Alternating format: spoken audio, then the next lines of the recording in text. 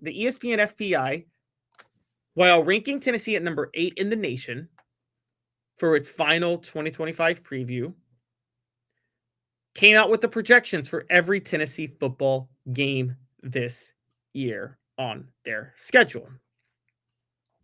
Spoiler alert, Tennessee is expected to go 9-3. However, the good news for the Vols, believe it or not, the 3 games that they're projected to lose are their 3 biggest toss-up games. What do I mean by that? Based on FPI projections, every projected win, they're more likely to win those games than they are to lose any of their projected losses.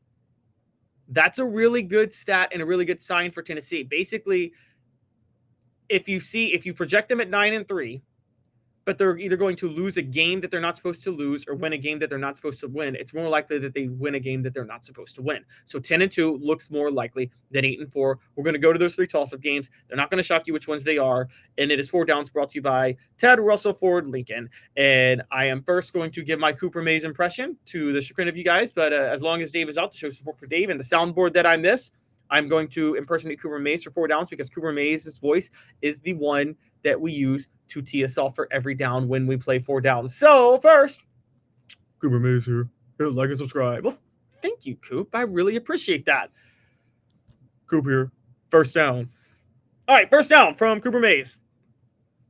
The first game that Tennessee is projected to lose. No shock to any of you guys. Georgia. Tennessee has a 40.7% chance of beating Georgia this year. Here's the crazy part. That's actually pretty high, all things considered. A 40.7 chance of beating Georgia this year is, that's incredible, guys. That's actually kind of a really wild stat. A 40.7% chance of beating Georgia is, I didn't see it being that high. And just for context, last year when they faced Georgia, they had a 20.6% chance. That shows a huge level of improvement. They had a 40% chance of beating Alabama last year. Alabama, they have almost as good of a chance of beating Georgia at home this year as they had of beating Alabama at home last year going into the season. That's a really good sign for Tennessee. And now if you want to say, well, Tennessee was at home, Tennessee's at home against Georgia this year. They were on the road against Georgia last year. That's fair. I think that's a very fair, reasonable point to make. But 2 years ago when they were in Knoxville, they had a 22.3% FPI chance to beat Georgia at the beginning of the year. They're up to 40. That is a huge sign of improvement, guys. That's a huge sign of improvement. And I think that Tennessee, the fact that they are given a 40% chance, should be very excited about that. Cooper Mays here. Second down. All right. Second down. The next one, again, no surprise to anybody, Alabama. Their lowest chance to win any game this year, 31.6%. 31.6% being their lowest game, guys, is actually a pretty good sign. They've always been in the low 20s or even high teens in the Josh Heupel era and the Jeremy Pruitt era with the FPI when it came to the projections of how many games they were going to win. 31.6% is actually a very good sign for them. I've told you guys for a while I would write off the Alabama game. That is easily their toughest game. The FPI agrees with me because that's the lowest chance Tennessee has of winning a game this year. I would venture to say that Alabama. Look, if Tennessee beats Georgia, I wouldn't expend a lot of energy trying to beat Alabama. I wouldn't. I'd rather focus on beating Kentucky the next week, honestly. Kentucky and Oklahoma are the 2 games after Alabama. I'll get to those, but I wouldn't venture. I would actually think the energy that it would take to beat Alabama could be concerning because there were other bigger, more winnable games. Alabama's going to be really good this year, guys. I've talked about this for a while. Last year, Kalen DeBoer just started Jalen Milroe to keep the team together, but that was the worst possible fit for the offense that Kalen DeBoer runs out there. He stayed afloat doing it. now Jalen Moore was gone, and now he gets to start his guy, which is Ty Simpson, who is a much better fit for this offense. So I'm very concerned about Alabama this year if I'm an SEC rival, and Tennessee going to Alabama, I just don't see how they beat them. All SEC Center Cooper Mays here. Third down. Third down. Thank you, Coop. Okay. On third down, we will say the final game, and it's Tennessee's biggest toss-up game of the year. Florida. Man, how times have returned, right? Florida, Tennessee's trying to make the playoff, compete for a national championship, and it could all come down to that Florida game, the second to last game of the year. Florida's favored to beat them, but Tennessee has a 48.5% chance to beat Florida. That is a complete toss-up. A good sign for Tennessee is it's at the end of the year. It could be good or bad. We don't know. Here's why it could be good. Florida could be quitting on the season by that point. By that point, they will have played at LSU, at Miami, Texas at home, at Texas A&M, Georgia at a neutral site, and at Ole Miss. By the way, guys, they're going to be underdog. The FPI projects them to lose all of those games, every single one I just mentioned.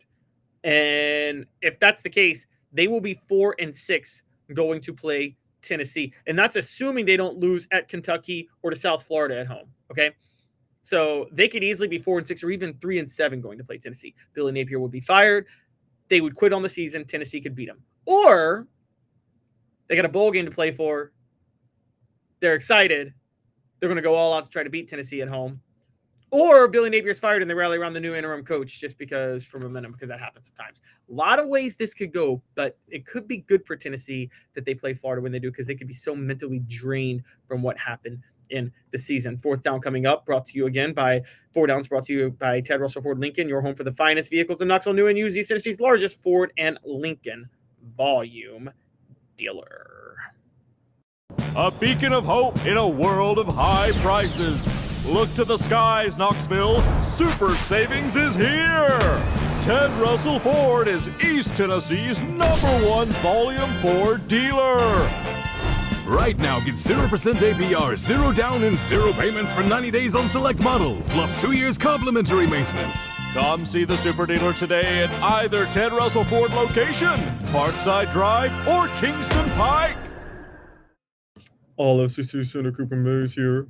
Fourth down. What are the biggest toss-ups for Tennessee among the games they are projected to win? I told you guys the 3 biggest toss-ups for them. They are more likely to win. They have higher projections to win any of their games that they are projected to lose than other teams that they're projected to beat have to beat them. So the 3 biggest toss-ups, they're more likely to win based on FPI numbers. They're more likely to win one of the games they're projected to lose than they are to lose one of the games they're projected to win. However, which games are closest? Which games come closest to that? The closest toss-up that they are projected to win is Oklahoma. They have a 73.7% chance of beating Oklahoma. That's at Neyland Stadium. 74.8% chance of winning at Kentucky. 76.6% chance of winning against Arkansas. So from Arkansas to Alabama to Kentucky to Oklahoma, they don't have an 80% chance of winning any game on that 4-game stretch. That's actually one of the easier 4-game stretches in the SEC. We've talked about that before. What are the easier games that they projected to win beyond that? Well, Vanderbilt at 85.2%. Mississippi State at 80.3%. UAB at 98.1%. New Mexico State at 99%. East Tennessee State at 99%. Interestingly enough, Syracuse this week, 88.6%.